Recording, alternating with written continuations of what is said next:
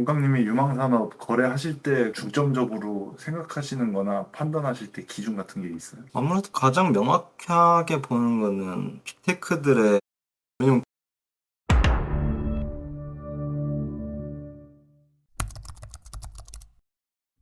동강님. 지현님, 안녕하세요.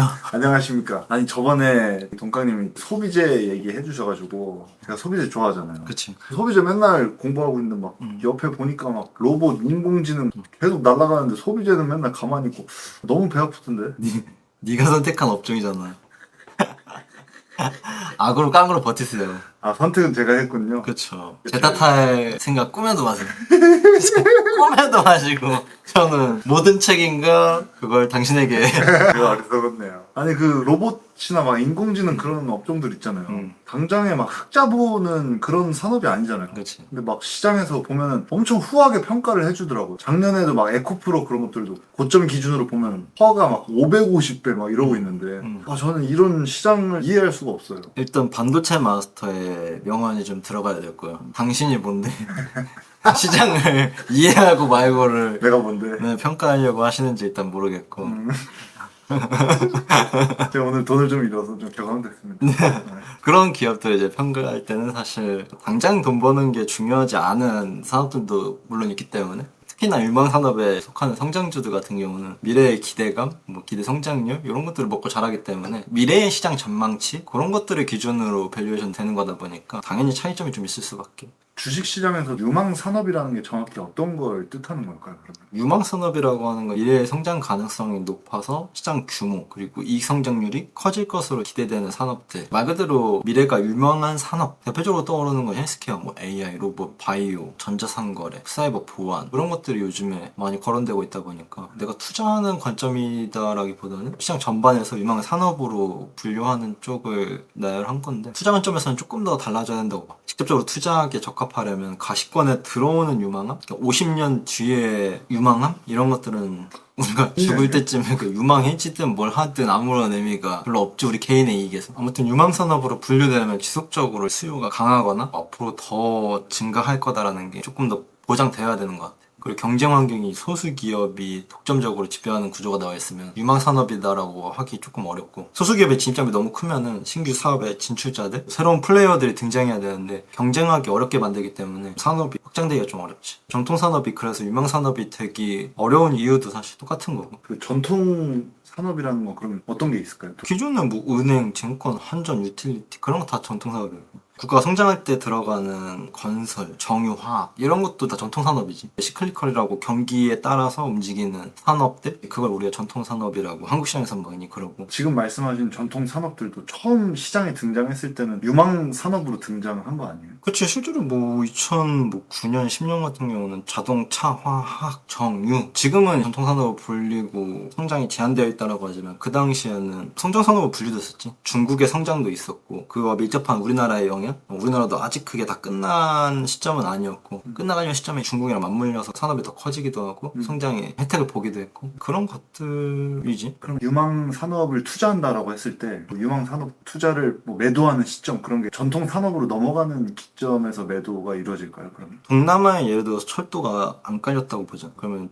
동남아에서 철도는 성장 산업일 거 아니야? 철도가 이제 얼추 다 깔려갈 것 같아. 다 깐다는 전제하에 그 가격이 다 반영됐어. 그게 5년 뒤, 10년 뒤래. 그럼 그때 파는 거지. 우리나라나 다른 나라에서는 전통 산업이지만 동남아에서는 아직 아닐 수도 있다. 그런 구분점이 좀 필요하고, 그래서 조금 어려운 것 같아. 여기서는 전통이고 저기서는 성장 산업이고 그런 면들. 근데 글로벌 메가 트렌드, 미국을 기준으로 하면은 트렌드나 성장 산업이 명확하긴 하지. 다만 그 혜택을 미국이 주 누리기 때문에 낙수 효과가 다른 나라에 잘 안 오는 것 뿐인 거고, 좀 그런 차이점이 있지. 유망한 산업에 대해서는 지금 당장에 그 기업이 벌어들이는 수익이 좀 적더라도 그거를 시장에서 되게 높게 먼저 선반영을 하잖아요. 이 산업이 성장성이 이 정도 되고 이 정도 돈 벌 것 같으니까 아, 이 정도는 평가받아야 되지 않아? 이런 기준이 계속 높아지는 거 아니에요? 그쵸. 아무래도 보이지 않는 것들에 대한 시점으로 유망산업이나 성장산업이 넘어가는 경우가 있거든. 어느 시점까지는 요 기간에 요 정도 성장할 것 같다라는 보고서들이 등장하고, 그 시점이 시장에서 동의되면은 이제 상상력의 시점으로 넘어가는 거지. 이제는 부르는 게 가격이다. 왜냐면은 수요가 있는 게 확인됐고 사람들이 진짜 있다고 동의하네? 근데 공급은 현재 시점에서 시장이 열리지 않았기 때문에 공급자들이 제한되어 있으니까 가격은 부르는 게 값이잖아. 그런 식으로 산업들에 대해서 밸류에이션이 까다로워지고 이해하기 어려운 시점으로 넘어가지. 근데 트레이딩을 하는 사람들은 그런 시점이 오히려 기회라고 생각하고 베팅을 더 세게 들어가거나 불타기를 한다거나 그 시점을 이제 장기 투자자들 같은 경우는 되게 보수적인 성향들은 털거나 나오는 시점이지만 동시에 선수들이 들어가는 시점이기도 한 것 같아. 그럼 그렇게 트레이딩 관점으로 접근해서 들어갔을 때 그게 꺾이는 시점은 어떻게 판단해요? 그건 알 수가 없는 것 같아. 뉴턴이 망했던 이유도 그거지. 사람들의 욕망을 내가 계산할 수 없었다. 근데 중력은 계산했는데 이건 계산 못하겠다라. 이건 몰랐지? 그런 거지. 사람들의 욕망이 크게는 알 수가 없는 거지. 많은 쇼플레이어들이 망하는 사건들이 다 그런 데서 많이 나오는 거지. 동강님이 유망산업 거래하실 때 중점적으로 생각하시는 거나 판단하실 때 기준 같은 게 있어요? 아무래도 가장 명확하게 보는 거는 빅테크들의 투자 금액? 왜냐면 그들은 우리보다 훨씬 앞서서 시장을 개척하려고 하고 거기에서 선두를 하려고 얼마나 많은 정보들을 취합하고 그 많은 인력이 그걸 위해서 팀이 있을 텐데 그들이 집행하는 걸 많이 팔로우하지. 메타, 애플, 아마존, 테슬라, 마이크로소프트 보면은 공통적으로 접점이 있어. 제가 몇 년 전에는 그게 VR, AR 기기였던 시기에도 있었고 그게 한 작년, 재작년에 많이 꺾였지만 지금 AI 쪽에 천문학적인 금액들이 투자되고 있고 그런 트렌드를 보는 게 가장 시장이 개화된다라고 파악할 수 있는 것? 그건 되게 어렵지 않고 깨끗하고 다만 국내 시장이랑 연결지을 수 있으면 국내 시장이 베스트인 것 같고 국내 시장이 없다 이러면 미국 시장으로 그 관련주들을 찾아서 매수하는 건 그렇게 어렵지 않은 전략이지. 24년도에 동강님이